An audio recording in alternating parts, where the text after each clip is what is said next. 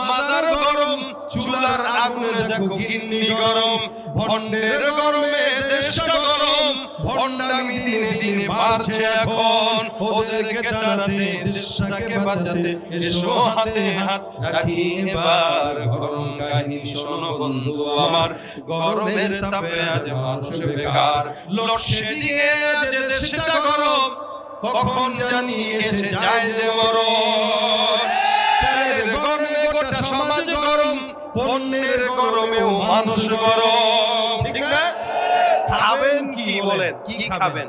অনেক মানুষদেরকে দেখি বলে, হুজুর 1 বছর হয়ে গেছে ছেলেটা গরুর গোশত খাওয়াইতে পারি না। নাই? আপনারা অনেক বড় লোক মানুষ, আপনারা খাওয়ান। আমি নিজেই যে কবে গরুর গোশত কিনছি আমি জানি না। আর আপনারা বলেন আপনার টাকার অভাব আছে। না না, টাকা থাকলেই কি কিনবো নাকি? টাকা থাকলেই কি চোরদেরকে দেব? যদি